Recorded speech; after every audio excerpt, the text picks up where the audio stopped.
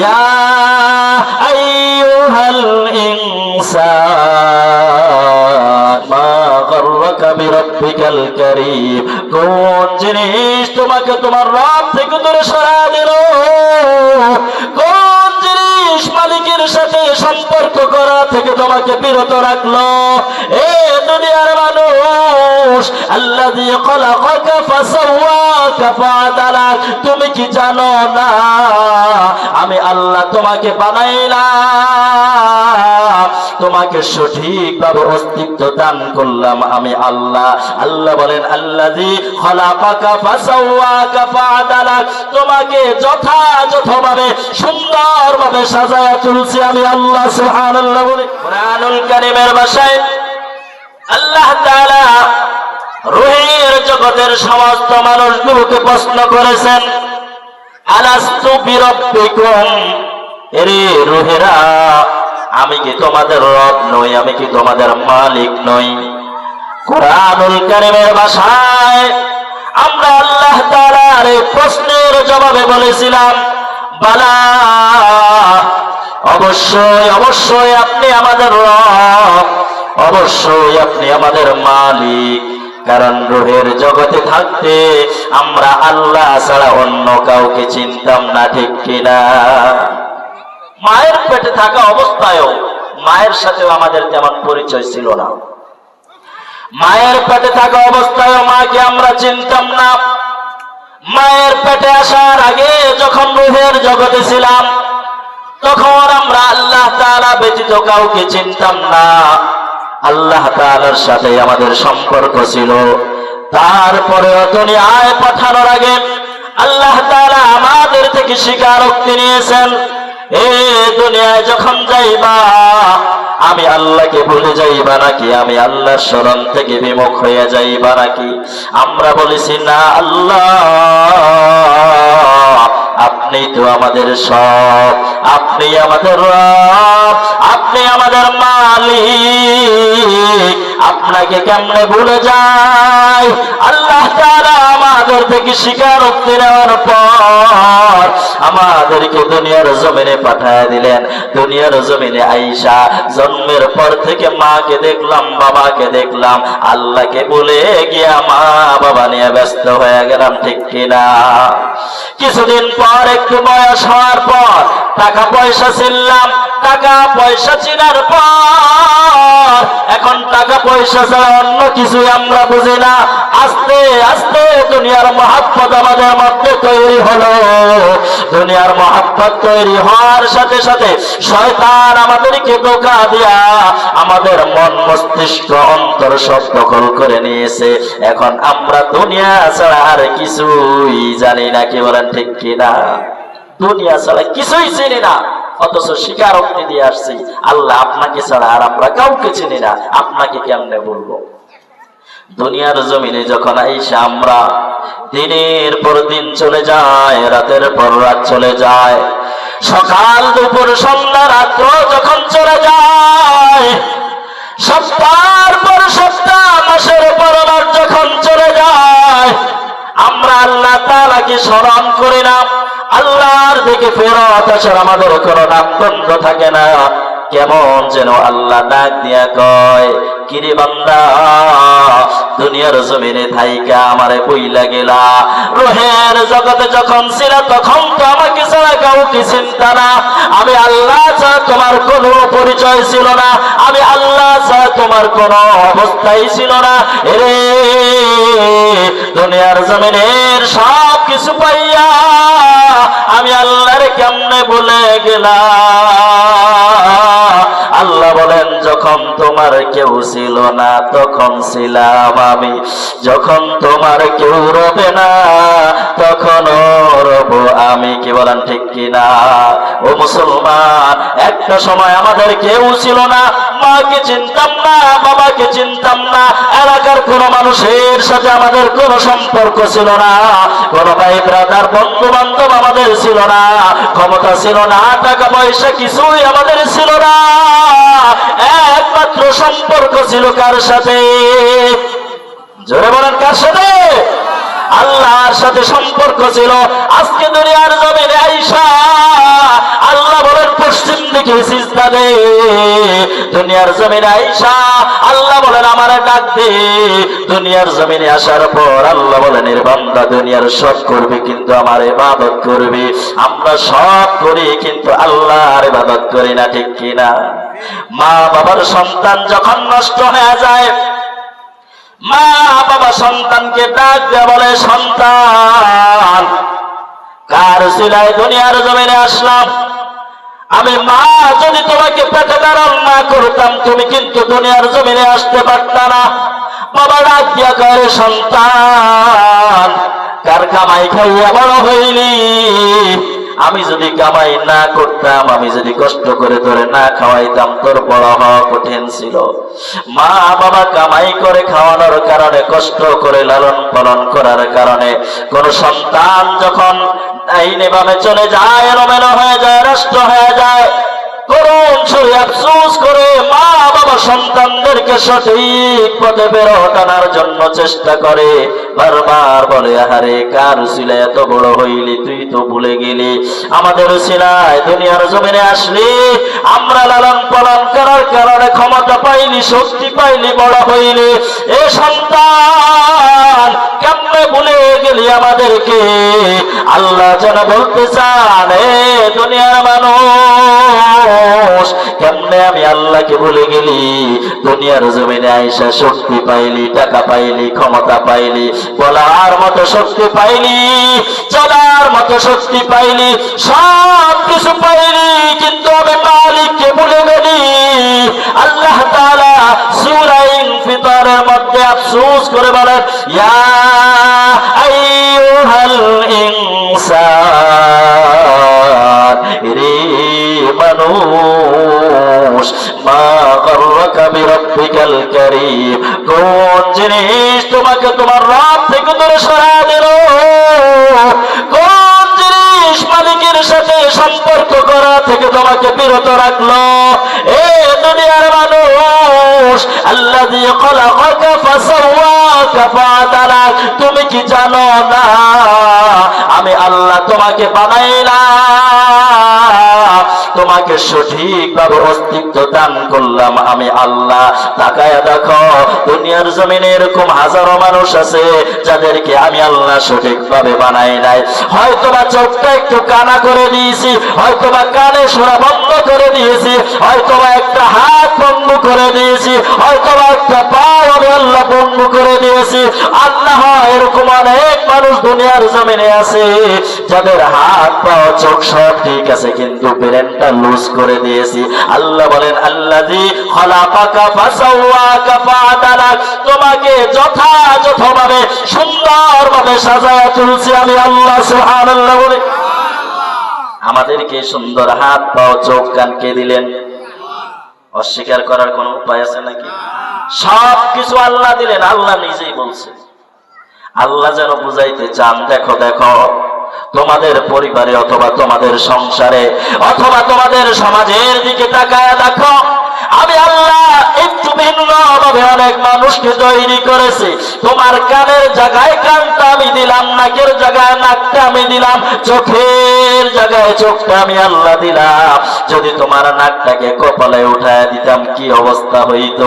চোখটাকে যদি নাকের নিচে দিয়া দিতাম কি অবস্থা হইতো? ঠোঁটটাকে যদি একটু পাকা কইরা দেই কি অবস্থা হয়? এ তোমার হাতটাকে যদি আমি পেটের নিচে নামায় দিতাম কেমন হইতো?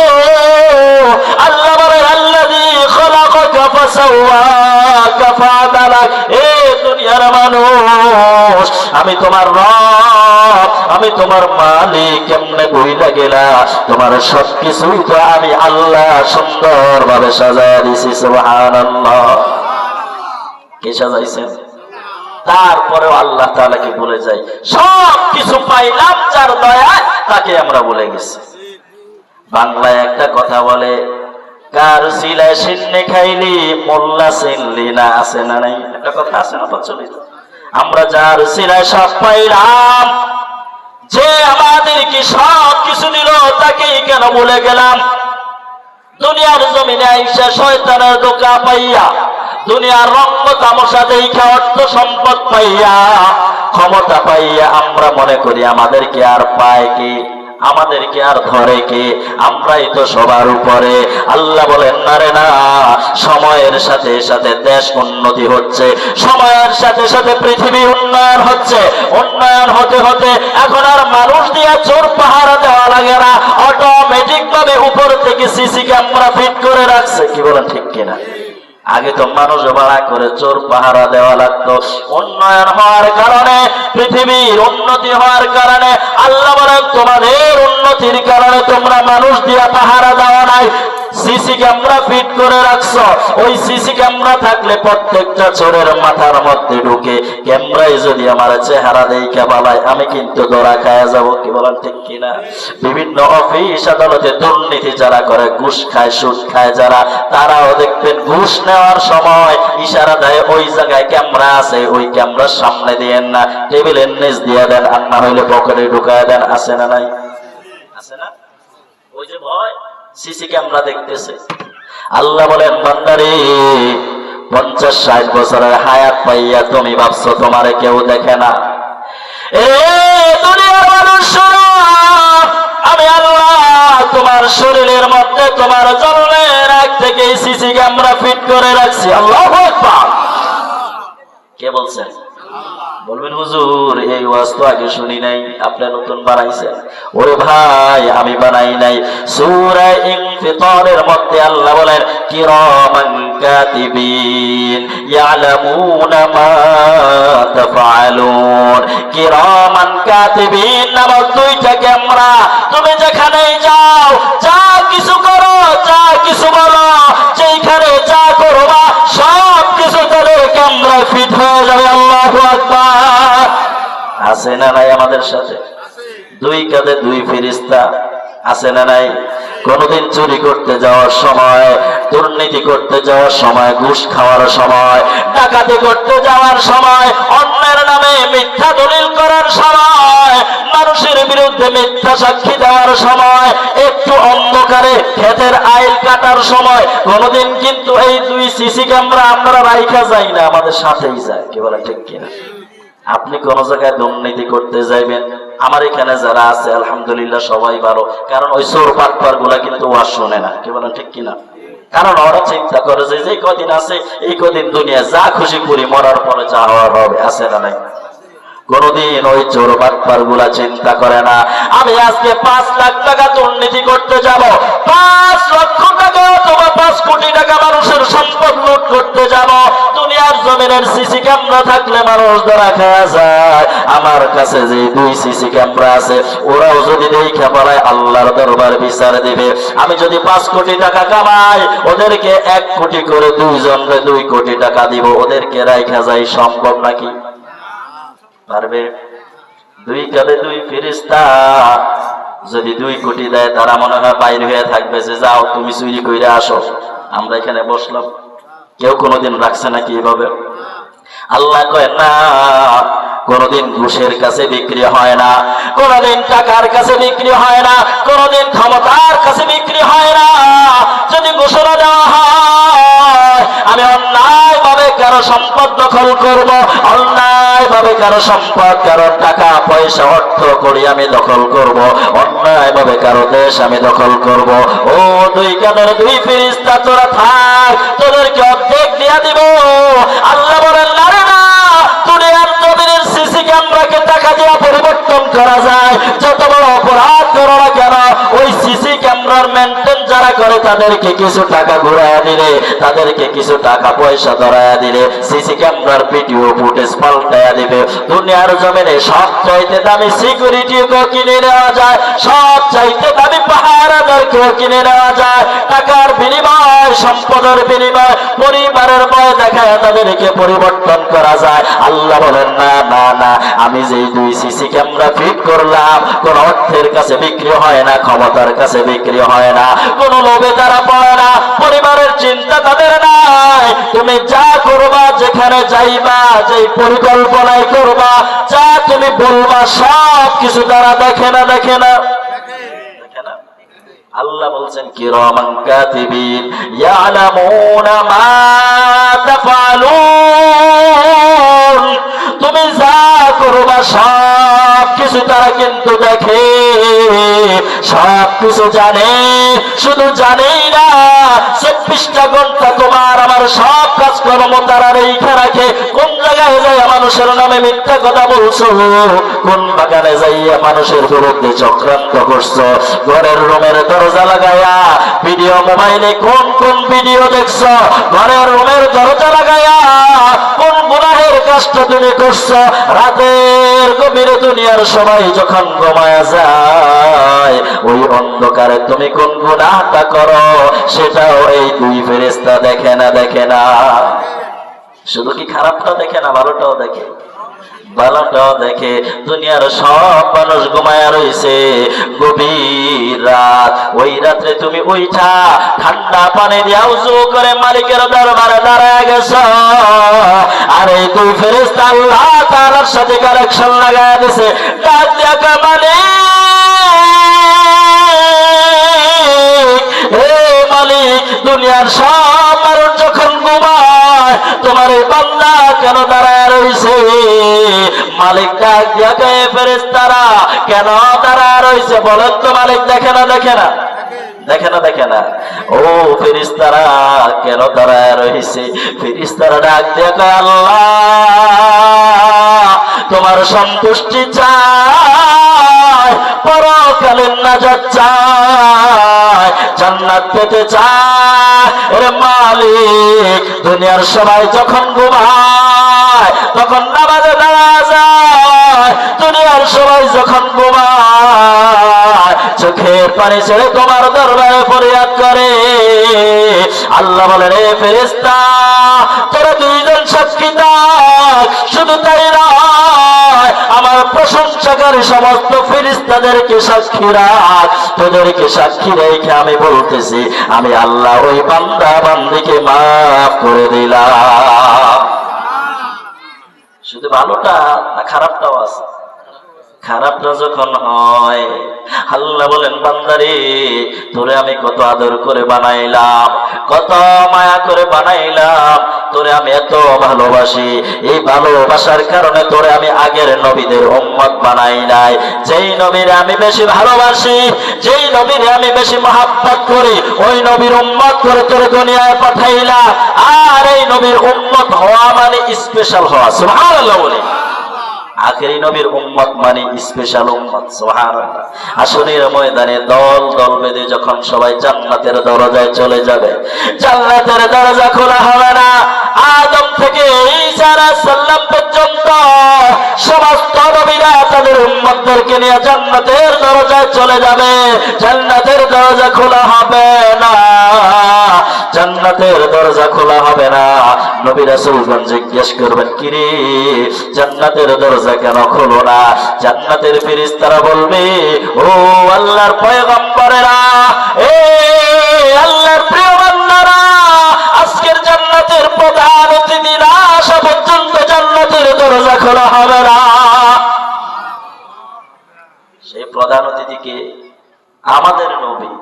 আমাদের নবী যতক্ষণ পর্যন্ত আমাদেরকে নিয়ে জান্নাতে না যাবেন ততক্ষণ পর্যন্ত জান্নাতের দরজা খোলা হবে না। আল্লাহ তাআলা বলেন, বান্দারে, ওরে বান্দি, তোমাদেরকে আমি এত ভালোবাসার কারণে আমি তোমাদেরকে শ্রেষ্ঠ নবীর উম্মত বানাইলাম। আমি আল্লাহ তোমাদেরকে বানায়া দুনিয়ার জমিনে পাঠায়া দিলাম। একটা সময় তোমরা তো আমার কাছে আবার হাজির হইবা। এরে দুনিয়ার জমিনে পয়দা কার প্রেমে পয়দা আমি আল্লাহরে ভুলে গেলা, কার মহব্বতে পড়ে আমি আল্লাহকে ভুলে গেলা, কিসের মায়া পড়ে আমি আল্লাহকে ভুলে গেলা। ইয়া আইয়ুহাল ইনসান মা গাররাকা বিরাব্বিকাল কারীম। এ মানুষ, তোমার মধ্যে যে রূহ রয়েছে এই রূহটা দিয়ে আমি কিন্তু কুকুর শুকর বানাইতে পারতাম। তোমার মধ্যে যে জীবন রয়েছে এই জীবনটা দিয়ে আমি অন্য কোন প্রাণী বানাইতে পারতাম। ওরে তোমার এই রূহটাকে দিয়ে আমি আল্লাহ সর্বোত্তম মানুষ বানাইলাম। আর তোমাকে অসম্পূর্ণ মানুষ বানাই নাই, পরিপূর্ণভাবে তোমার সব কিছু ঠিক রাখলাম। মা গররাকা বিরাব্বিকাল কারীম, তারপরেও কিসে তোমাকে তোমার মালিক থেকে দূরে সরায় দিল? কোন জিনিস তোমাকে তোমার মালিক থেকে বিমুখ করলো? শোনো রে, শোনো শোনো, সুম্মা ইলাইনা তুরজাউন, নির্দিষ্ট একটা সময় পর তোমরা সবাই আমি আল্লাহর সামনে এসে দাঁড়াইতে হবে। আল্লাহ বলে, আমার সামনে যখন দাঁড়াইবা, কি নিয়ে দাঁড়াইবা, কোন অবস্থায় দাঁড়াইবা, কি হিসাব দিবা, জীবনের হিসাবটা কি দিবা? শোনো শোনো, দুনিয়ার জমিনে থাকতে তোমাদেরকে নবী মুহাম্মদুর রাসূলুল্লাহ সাল্লাল্লাহু আলাইহি ওয়াসাল্লামের উম্মত হিসেবে স্পেশাল একটা অফার দিলাম। মাঝে মাঝে তোমাদেরকে অফারের দিন আসবে। শুক্রবার রাত্রে অর্থাৎ বৃহস্পতিবার রাত্রে যখন রাত্র গভীর হয়ে যাবে, রাতের গভীরে দাঁড়ায় আমি আল্লাহর কাছে তওবা করবা, আমি আল্লাহ মাফ করে দিব। সুবহানাল্লাহ।